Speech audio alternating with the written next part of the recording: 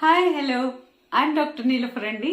నేను యూట్యూబ్లో హెల్త్ గురించి, లైఫ్ స్టైల్ గురించి అండ్ మోటివేషన్ గురించి చాలా వీడియోస్ చేశాను. ఇంతకుముందు మీరు నా వీడియోస్ చూడకపోతే వెంటనే చూడండి అండ్ లైక్ చేసి ఖచ్చితంగా సబ్స్క్రైబ్ చేసుకోండి. ఇవాళ మన టాపిక్ అయితే ట్రైగ్లిజరైడ్స్ అనేవి ఎక్కువగా ఉంటే ఎలాంటి ప్రమాదాలు సంభవిస్తాయి ముఖ్యంగా అనే దాని గురించి. మరి ఈ ట్రైగ్లిజరైడ్స్ అనేవి కొంతమందిలో ఎక్కువగా కనబడుతూ ఉంటాయి. దీన్ని హైపర్ ట్రైగ్లిజరిడీమియా అంటాం అనమాట. ఈ హైపర్ ట్రైగ్లిజరిడీమియా అనేది ఒక్కొక్కసారి ముందు నుంచే వాళ్ళకి ఉండొచ్చు.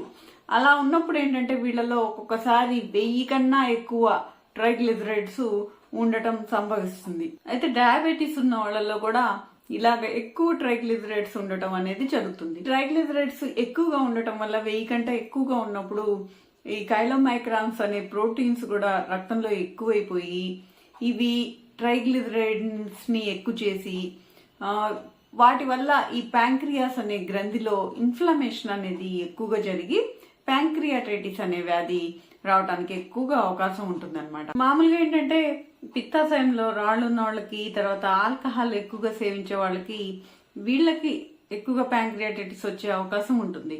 కానీ ఈ ట్రైగ్లిజరైడ్స్ ఎక్కువగా ఉండటం వల్ల ప్యాంక్రియాటైటిస్ రావడం అనేది మూడో కారణంగా చెప్పుకోవచ్చు అనమాట. ఇవే కాకుండా ఈ ఐసోట్రిటినైన్, తర్వాత కొన్ని రకాలైన ఈస్ట్రోజన్ మందులు, తర్వాత ఓలాంజపిన్ అనే యాంటీసైకోటిక్ మందు, ఇలాంటివి వాడినప్పుడు కూడా ఈ ప్యాంక్రియాటైటిస్ వచ్చే అవకాశం ఉంటుంది. మరి ఇలా ప్యాంక్రియాటైటిస్ వచ్చినప్పుడు ఎలా ఉంటుందంటే విపరీతమైన కడుపులో నొప్పి, తర్వాత అమైలేజ్, లైపేజ్ అనేవి రక్తంలో 3 రెట్లు పెరిగిపోవటము, ఎక్స్రేలో ప్యాంక్రియాటైటిస్ లక్షణాలు, సూచనలు కనబడటము లాంటివి కనబడతాయి. తర్వాత వీళ్ళలో ఈ కైలోమైక్రాన్స్ అనేవి ట్రైగ్లిజరైడ్స్ తో పాటు కైలోమైక్రాన్స్ ఎక్కువ ఉంటాయి కదా, కాబట్టి వీళ్ళ రక్తం తీసినప్పుడు పాలలాగా ఉంటుందన్నమాట. దాన్ని బట్టి కూడా వీళ్ళలో ట్రైగ్లిజరైడ్స్ ఎక్కువ ఉన్నాయని టెస్ట్ చేయకముందే చెప్పొచ్చు. అలాగే ప్యాంక్రియాటైటిస్ కూడా ఉందని చెప్పొచ్చు అనమాట. మరి వీళ్ళలో ఫైబ్రేట్ అనే మందులు వాడటం ద్వారా వీళ్ళలో ట్రైగ్లిజరైడ్స్ ని తగ్గించవచ్చు. ఇంకా షుగర్ ఉంటే ఏంటంటే వీళ్ళలో ఇన్సులిన్ ఇచ్చినప్పుడు ట్రైగ్లిజరైడ్స్ తగ్గటం కూడా నోటీస్ చేశారనమాట. కాబట్టి కొన్ని చర్యల ద్వారా వాళ్ళలో ట్రైగ్లిజరైడ్స్ ఇన్సులిన్ ఇచ్చినప్పుడు తగ్గుతాయి.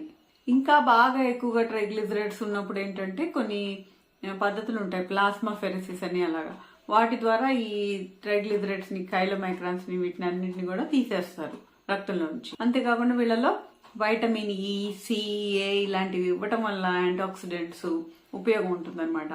వీళ్ళలో పిపిఏఆర్ ఆల్ఫా మందులు కూడా కొంతవరకు ఉపయోగపడతాయి అన్నమాట.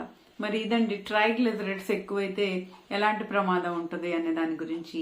మరి మీకు ఈ టాపిక్ నచ్చితే వెంటనే లైక్ చేసి షేర్ చేయండి. ఏమైనా డౌట్స్ ఉంటే కామెంట్ రూపంలో తెలియజేయండి. అండ్ సబ్స్క్రైబ్ చేసుకుని నోటిఫికేషన్ ఆన్ చేసుకుంటే ఇలాంటి మరిన్ని మంచి వీడియోస్ మీరు చూడగలుగుతారు. And thank you for watching. మరొక వీడియోలో మళ్ళీ కలుద్దాం.